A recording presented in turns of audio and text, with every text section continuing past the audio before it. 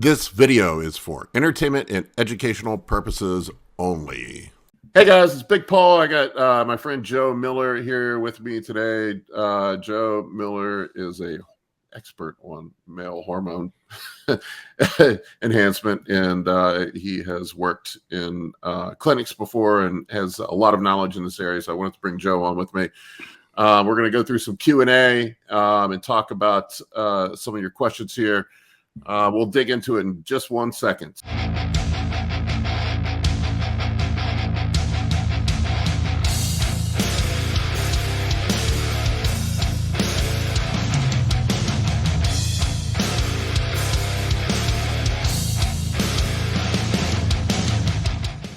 All right, first question we got here is from Jorge Anderson.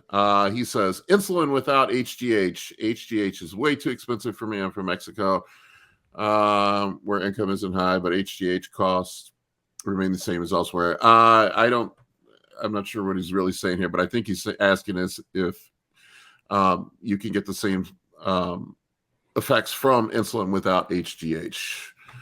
What do you think about this one, Joe? Yeah, I mean, the thing about the question, to your point, it's kind of a wide one there as far as it's being way too expensive and the cost, and is it worth it? So just a couple notes I looked at. Like, I just always like to look at whenever it's something as far as like an additional to their protocol, like what is the current situation for him is be my first thought. I mean, I'm sure we can talk through like the benefits of HGH and how well that works synergistically with insulin, but how old is he? Where is he in his training? Yep. What is he currently doing? Cause he's talking about this kind of, is he on HRT? Is he, using certain PEDs? So and then how well is his nutrition and his training? Because I think that factors a lot more into it. Like someone like, those of us who are competing and on a strict plan, they're going to get a lot more out of that than maybe someone who's just kind of general gym guy working out. And if you're looking at where like I can put my money into my food and some of my just building good foundation and things like that versus HGH, then I would say like focus on those building blocks first. And that's something maybe a little later in your progression to add in versus right out of the gates. That's kind of what comes to mind for me looking at it just with the limited information we have there. Yeah, and I think people, for me, I have my own take on insulin, and I think a lot of people in bodybuilding use insulin the wrong way. I see all these dudes that use it pre-workout. I guess they go off of the old Milos Sarcev way of doing things. For me, what insulin brings to the table is allowing you to eat more food. Mm-hmm. And be able to utilize that food. And if you don't have, like you said, like if you don't have your diet buttoned up, it don't make fuck all the difference. Right. So, and of course there is the synergy with HGH and insulin, but, and I've seen dudes run insulin without HGH, but I one of the things I tell like my clients, I tell them to start off with monitor your glucose levels. You might not even need it. If your endogenous insulin production is high and you have good insulin sensitivity, you probably don't even need it. It's not even really going to do anything for you. Right. But I think we're like in advanced bodybuilders where they have declining insulin sensitivity and they're power shoving food and they're trying to get bigger. That's where you can get. To me, I don't know what your take is on it, but that's where I've seen the value of it. And I see like it seems to have more impact in older bodybuilders than younger guys. Like for younger guys, I don't think most of them need it. I don't even think they need HGH. Honestly, you should be, if you're in your early 20s, your body should be cranking out HGH on its own. Right. Yeah. No, I was going to mention too, like, if you're not at closer to your max of your genetic potential, you probably have a lot of room there just to grow from your natural insulin sensitivity and the food you're shoveling in.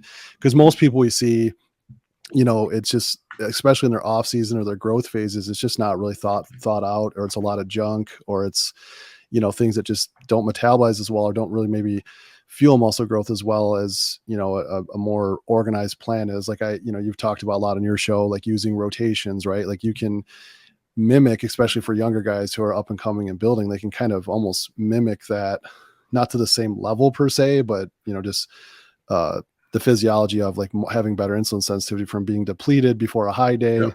And then loading up your high day. And then maybe it's after like a weak point training, or I know a lot of like, the protocols you and I have both done is, for on back days or leg days, we're doing our high days, but maybe a guy has a lagging area that he's working on and he wants to do that as well. But nonetheless, the point is, there's a lot of insulin sensitivity that you can kind of first do if your diet's looked at in like a weekly progression. And as far as, your total caloric needs and all your macros on like some kind of a cycle type approach with that, I think you can get a lot out of it. And then later on, maybe that's where you have to make that decision if you want to add that in or not. If you're younger guy, gym guy, probably not going to get as much out of it. No. If you're state level competitor, just kind of up and coming, again, same thing, probably not going to get as much out of it. And like there was a pro actually that I was working with recently. It's a little bit off topic, in his early 20s.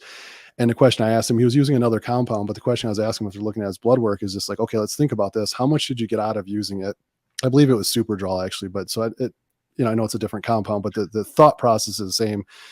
You're in your early 20s. How long do you want to compete? He said, 10 to 15 years. I'm like, the damage that just did to you for the little gain you got versus doing something else that maybe was less toxic on your body, you're not going to last, 10, Yep. 15 years. And so I would almost, take that same approach with some other compounds and things, is like try to maximize that genetic potential, or using some more of a core kind of approach with it.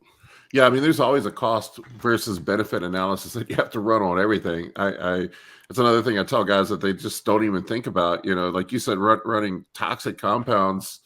When you look at it, if you look at the studies on it, there's really not much difference between muscle protein synthesis between the various compounds. So why not run the safer ones? And it's the same thing like with blasting insulin. You're going to blow out your insulin sensitivity too. So right. But me, I'm almost fucking 50 years old, and I've definitely come to the conclusion that my body does not make enough insulin to keep up with the carbs. I'm probably pre-diabetic in some states, so what I do is not the same as what somebody 22 years old should do. So it varies where you're at in your training, but I would agree. I would get your diet buttoned up first. Yeah, and monitor, like you said, monitor your blood sugar levels first, right? Because you don't even know. Yeah, that's step one for guys like that want to use insulin. I'm like, well, what is your fasting glucose level? And they're like, I don't know. And I talked to dudes at the gym that I was just talking to a guy last week that was running insulin. His 90 didn't even know what a glucose meter was. And I'm like, dude, come the fuck on, man. You got to be checking your blood sugar if you're going to be running that stuff. You may not need it. You may be hypo. You may be high. You don't know. Right. So, and then I would say managing insulin sensitivity is probably step one in monitoring your glucose. And then the next step would be adding in some exogenous insulin. So, but if you don't understand the basic mechanisms of how it works and you aren't monitoring it, you shouldn't be using it. Right. So, all right, that's all I got on that one. Let's see what we got here. Super Blood Wolf Moon. What a name. What is a good number of step counts to cut if walking is the exclusive cardio used? I walk. I don't want to ruin Justin, but he told me to do the HIIT cardio the last cut. I didn't do any, man. I just walked.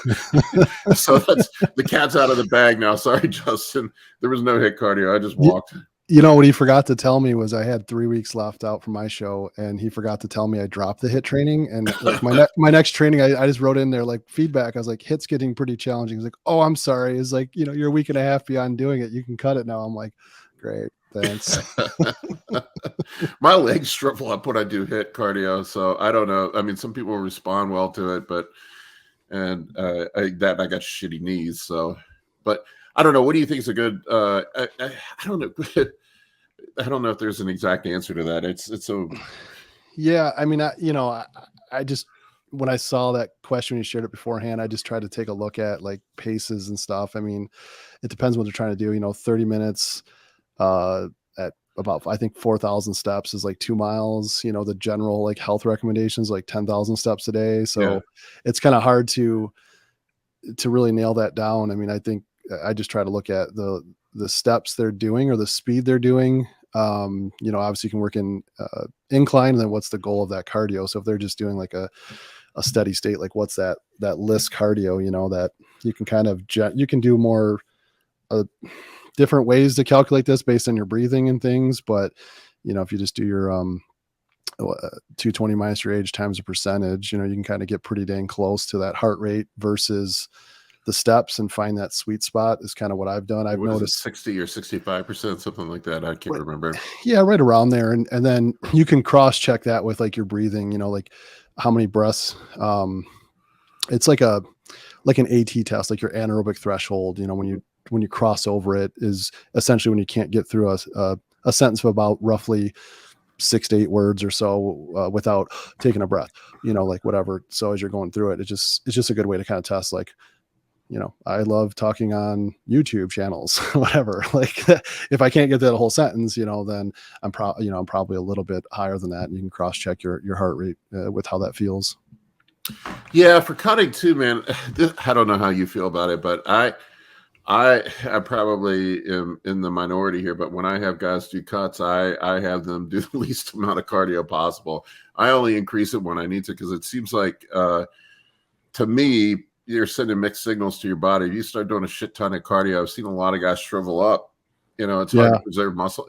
Now, there's a difference between we have to differentiate. There's a difference between doing cardio for health and for, physique enhancement.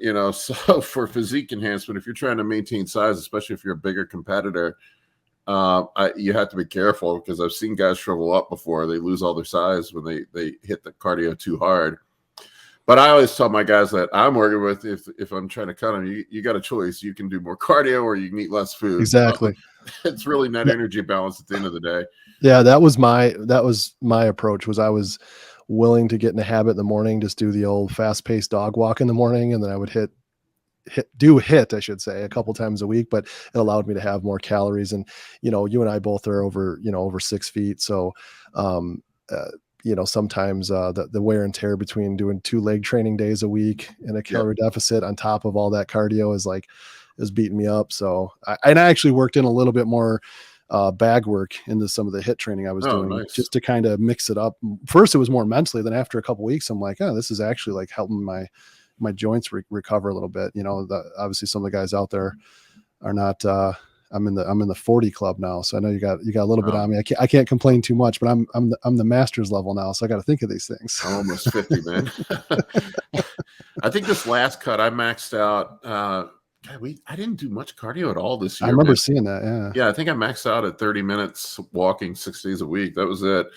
I was jealous. That's for sure. I was watching the details of your plan, because I'm like, I'm hitting up Justin. I'm like, how do I get that? I have a crazy fast metabolism. I mean, like last year I just shriveled up, and I don't think you realize how fast my metabolism is. And it just got out of control at the end. I was doing 2 45-minute sessions a day last year, but I was also 185 pounds on stage versus almost 240 this year. Yeah. So it's a big difference. So I mean, short answer here is whatever it takes to get cut. I know that's stupid, but I have the variables I adjust when I look. I try to aim for 1% body loss per week. So if you're 200 pounds, I try to shoot for 2 to 3 pounds per week. And we have drugs we can modulate, we have cardio we can modulate, we have calories we can modulate. Right. At the end of the day, it's whatever is going to create a net energy balance to bring that weight off. So you pick your poison. That's what I tell people. All right. Next question here is Jorge Anderson. If 80 milligrams of telmisartan is not cutting to lower blood pressure, can you stack another BP med on top or replace telmisartan completely? Yeah, it's not something I would say is a area of my expertise. I would have to defer to a clinician or physician specifically, but I have seen like the angiotensin receptor blockers being used with calcium channel blockers for blood pressure before. Yeah, there's X-Forge, I think, is one that has it's valsartan and amlodipine, I think, is in it. Yeah, I think like I know a fair amount from lifestyle changes for blood pressure and things, but I think selfishly, because I haven't necessarily had the problem myself, as far as when you get into dosages and medications outside of some really low dose stuff that I've had to use for a minor arrhythmia I had, that's just more of a genetic thing, and it's rather benign. So outside of that, but that's just kind of what I could see from what's out there being used different blood pressure situations. Yeah, I mean, I've run. God, Joe, I've been on every fucking blood pressure medicine known to man. I've had high blood pressure since I was in college, 170 pounds. So it's a genetic thing, I guess. I don't know, but I've run everything, and the most effective thing I've ever used was X-Forge, which is the one I talked about. But sometimes my blood pressure gets too low on it. But it is a calcium channel blocker stacked with an ARB in it. But Okay. the ARBs directly address. Well, I mean, I guess ACE inhibitors would too, but directly address the renin angiotensin aldosterone pathway, which is what exogenous androgens seem to exacerbate. But my guess would be if he's not, if the telmisartan's not cutting it, then maybe he's got water issues. You know, I've seen people have to be on diuretics too to get their blood pressure down too. Sure. So there are some that have hydrochlorothiazide in them. I think I've seen on BP medicines. But I don't know. Maybe there's something else going on too. I know the calcium channel blockers, I believe, don't they use those to bring down pulse, and that lowers blood pressure through that pathway? Yeah, I believe so. Like I know for myself, just even it was Don't also quote me on that. yeah. I want to say it was a part of it for me was kind of like I said, it was this a benign kind of PVC I have just an arrhythmia that it was helping with stabilize that. And actually, one of the things they put me, I'm not sure if you ever had this before, but was a beta blocker. I don't know if you had any experience with that. And that I don't know, I was just not myself. I was I don't know how other people respond to it, but I was just super like lethargic. I felt like it just kind of rocked me pretty good, pretty low dosage too. But yeah, I have an abnormal Q wave. I've always had it since I was in high school. They never could figure out why. I had all kinds of heart scans and stuff done, and they had me on a beta blocker for a while. And it's the same way, man. I felt like shit. I couldn't take it. The weird thing is like the last couple of times I've had was it EKG or is that correct? That's correct. Yeah, ECG or no EKG, right? EKG, yep. Yeah, done. It didn't show up, which is weird. Now that I'm older, I don't know. My doctor couldn't figure it out. So whatever, you know. But yeah, I the big guns for me. Like sometimes when I'm on a blast, I do have to switch back over to X-Forge with the calcium channel blocker to bring it down. But usually 80 milligrams of telmisartan cuts it for me. Might want to check his estrogen levels and see if they're too high. They're not bloated up and carrying a bunch of water too. I've seen that happen before. Yeah. Between, you know, like you mentioned, between that and again, just, you know, dietary water retention. Like, you know, I see people that, you know, are just blasting away with Doritos and beer and pizza. Not that this guy is, but just, you know, it's like, you know, are we working against the problem here? We're kind of just, even without those things, you'd still have some issues. So, well, there's certain anabolics too that I've seen that people take that seem to blow blood pressure out more than others. Like Anadrol seems to be a horrible offender. Anadrol and D-bol both. Like you'll see dudes bleeding out their eyeballs doing deadlifts, taking Anadrol, man. And you know, I don't know if you saw, I think it was Eddie Hall when he did his world record lift. He was bleeding out of his ear. I'm like, I wonder how high his blood pressure was. Oh man, I don't even want to think of that. Yeah, it's scary. All right, next one I got here, Fishman Rob. Rob's one of my clients. He's a frequent question asker. If you were just bodybuilding for your own personal reasons, what would you do differently, if anything, with your training blocks, phases versus competing? I mean, what would you, if you're a non-competitor, what would you do differently? I think for me, and I need to still do more of this. I actually am posting some stuff on my YouTube soon. I went to see a mobility specialist. So I think for me, it would be mobility work, stuff a little more geared towards athletic performance, not necessarily like CrossFit per se, but multi-joint movements. I think one, it would cut down my time. Two, it would increase my caloric output. And three, just functionally, I just wouldn't be banged up because it's, you know, I usually hammer legs on Saturday and I'm screwed up till Tuesday. And then I hit my hamstrings and glutes and a little bit of lower back on Wednesdays. So it's like all week I have something down there hurting. And it's like, I think that I would say more just working on quality of movement. I still could be doing more of that now and get a lot of benefit out of it. So it's, not necessarily a good excuse, but I think that's what I would shift more towards. Cause I think, especially, I don't know about you, but like where I am, unless I'm trying to compete at another level to put on a lot more size, like I'm going to be able to retain a lot of the size that I have. I've been around the same, besides when I was working towards competing around the same size. So I wouldn't be concerned about that. I think I could kind of, retain, if not even get a little bit out of it, but also just improve movement, quality of movement, things like that. I honestly, for me, the big thing I would change, man, I get tired of eating 6 meals a day. Oh, that's true. I fucking hate it, man.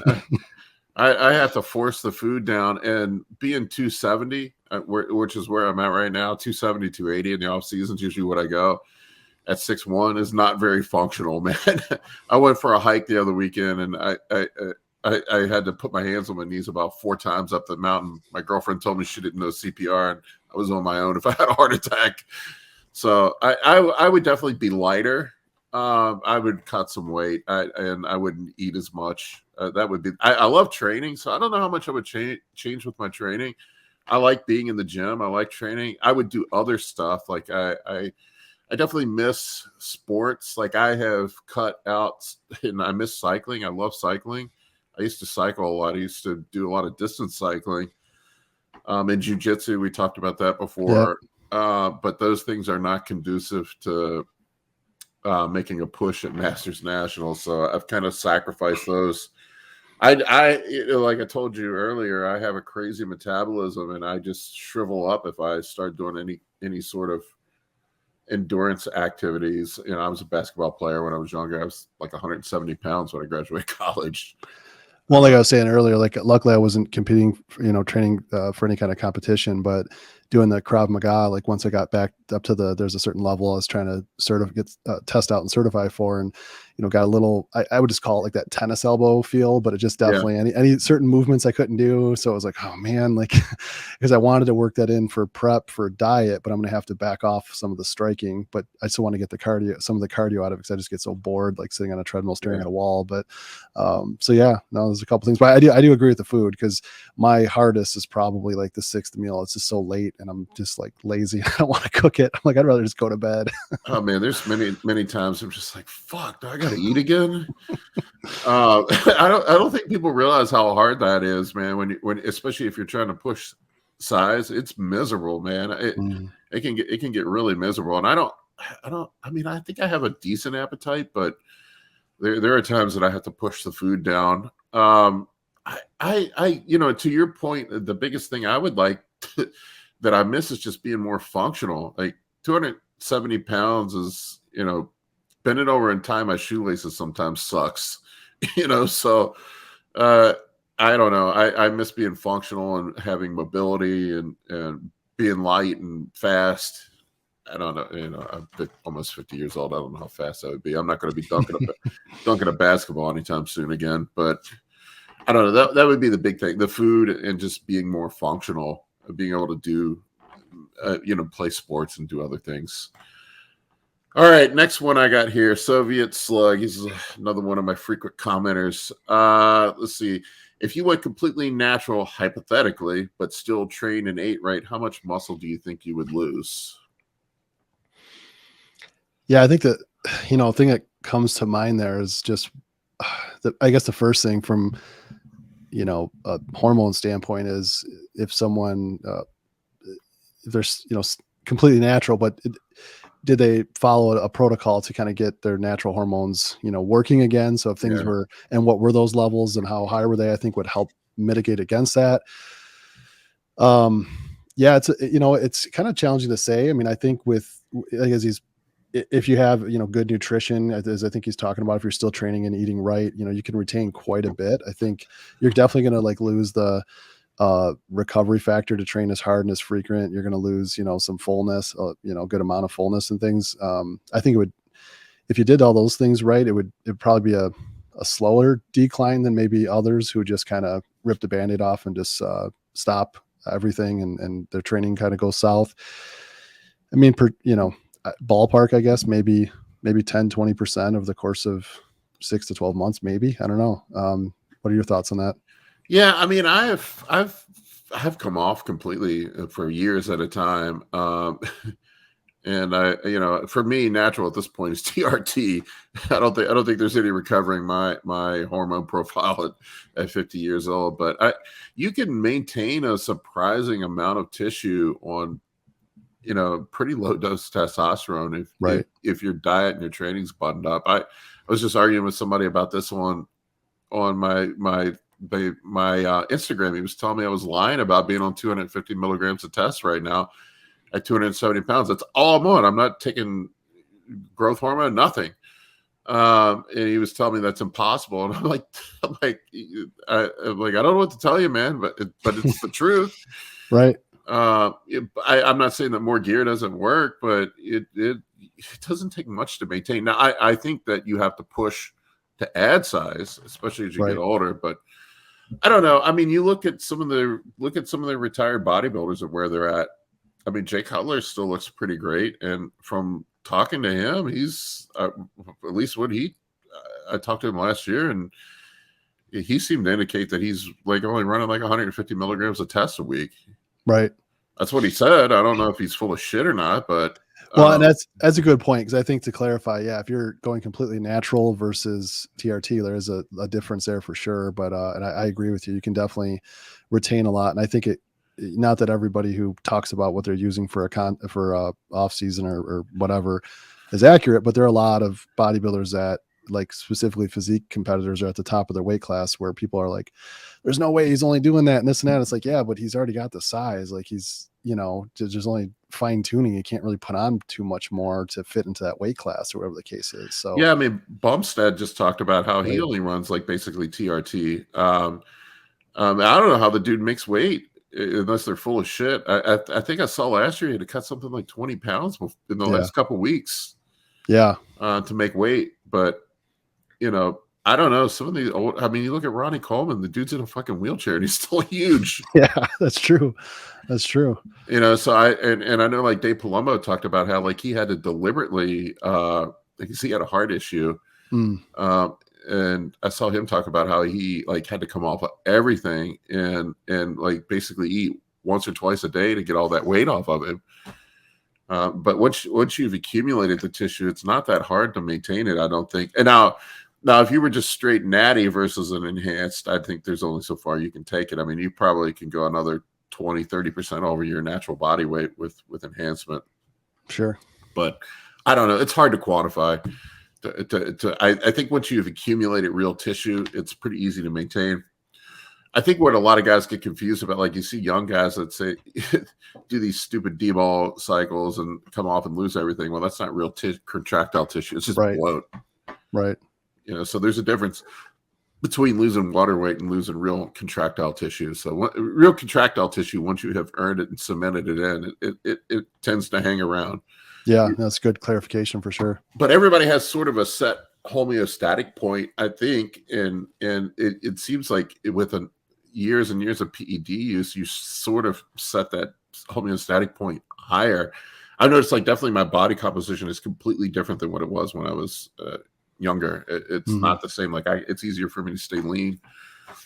I can get away with eating some shit that I couldn't eat and just whatnot. But I don't know. That's kind of I kind of got off track there, but I don't know if that answers his question or not. But I think you can maintain a fair amount if you train and eat smartly. You're not going to maintain everything.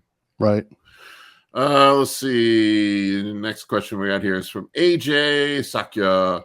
Your opinion on high dose metformin, 1,500 milligrams plus for fat loss or nutrient partitioning in the cycle.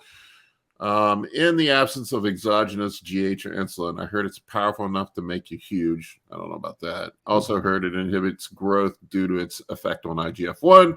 Would love to hear your expertise on this one. Yeah, I know you have quite a bit of experience with that, and you've talked about a lot in your channel. I'll kind of give an initial thought and just kind of unpack it from there. I kind of look at it as, as far as effects on IGF-1 is, it's almost like I don't know, the coffee cup emptying the pool, type effect, where it does do that, but it's relatively minimal. When I look at 1500 milligrams, the thing I get more concerned about is like GI distress, and can that person hold down the food, and are they having a bunch of, Yeah, you better strap yourself to the toilet seat. Exactly. And I've tried 1500 milligrams before, and it was not pretty. Yeah, I've actually seen some really, in just general population, some really significant improvements just from 500. So, and it's all over the map, because I hear people 1500, 2000. There's a physician I worked with for a long time that she said, anything under a gram is like spitting in the wind. But then on the other hand, I knew general population people that at 500 milligrams, they saw something out of it. I think Ben Pollock actually had a YouTube about what he was using for, I want to say it was when he was doing strongman. And he said, he was using 500 milligrams metformin. It's anecdotal, but so yeah, that I guess that would be my thought on it. As far as it, powerful enough to make someone huge, I haven't seen that. I heard that once on another podcast, but I don't know anything that supports that. And I'd be interested to see where that comes from. Well, I mean, I think this is my 2 cents on it. If you have impaired glucose sensitivity, if you're that it's definitely going to make a difference. Right. If you're not uptaking nutrients, you can't grow. So any improvement on insulin sensitivity is going to help you grow. I to me, that's the effect that we're, that's the beneficial part of it. I don't know that as far as I know, there's no direct growth mechanisms associated with metformin. It's just the increased insulin sensitivity.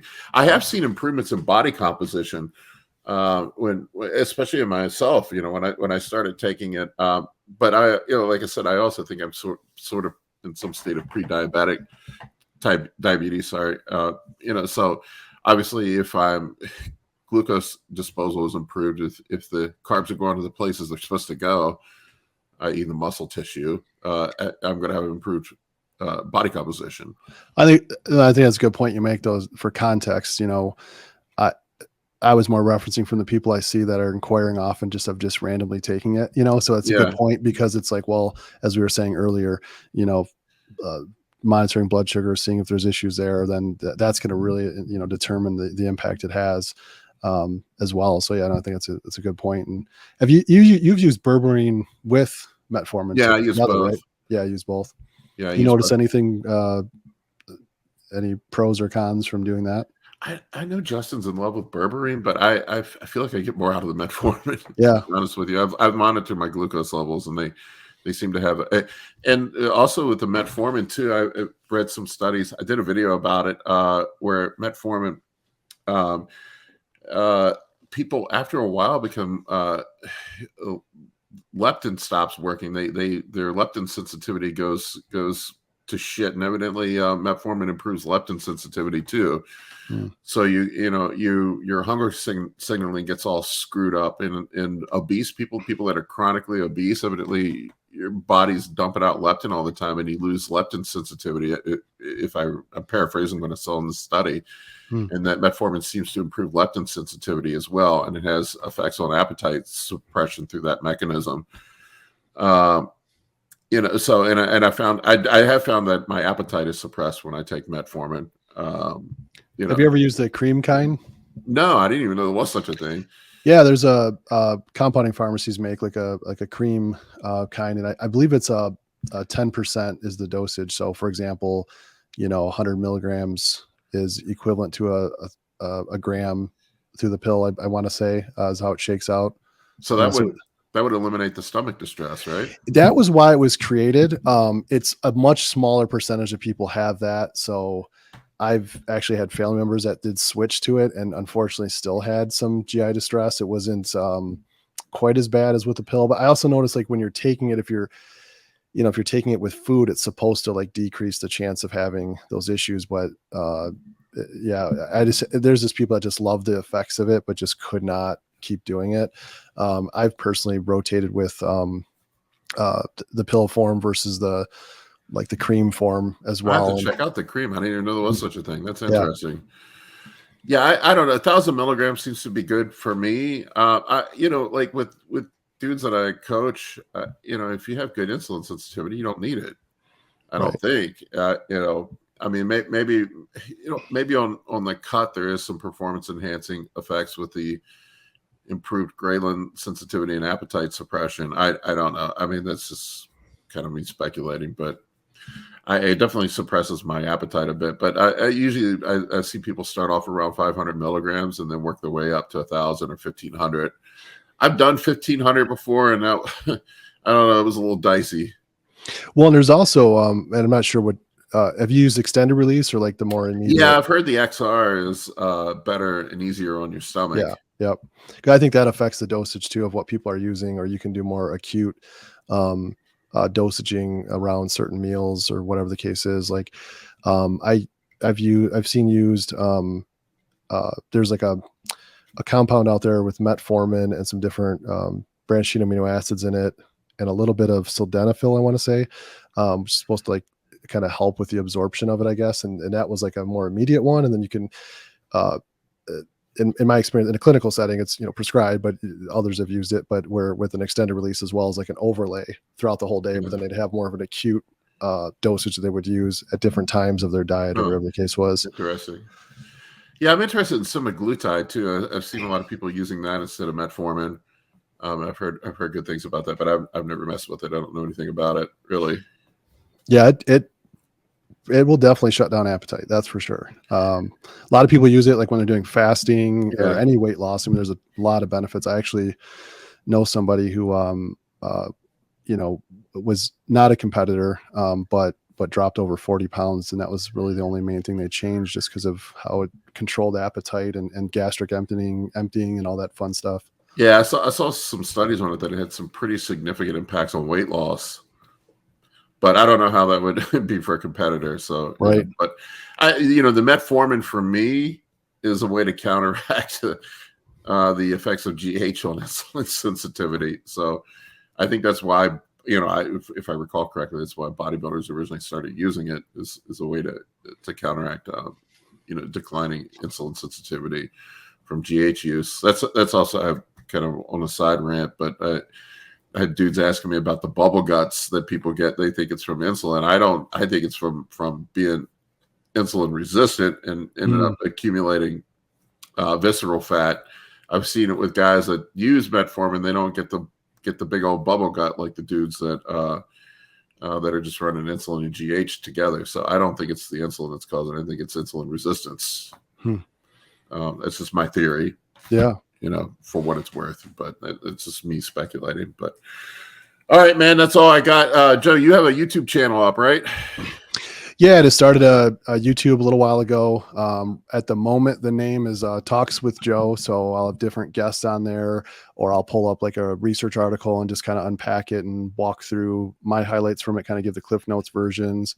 Every once in a while, I'll sprinkle in activity. Like I mentioned earlier, like it might be Krav Maga, or I have some videos I'm going to post soon from a mobility specialist I met with. It'll be a little fun and also educational. He talks about like how to warm up and how to cool down and stuff like that. Just as far as different techniques and stuff. So yeah, just kind of having fun with that, getting that going. Might upcoming master show, I haven't nailed down a date yet, but I'm planning to vlog for that just for fun and Get share. Back on stage, man. Get back in the game. Yeah, of course. Yeah, kind of working through. Maybe I'll see you at Masters Nationals.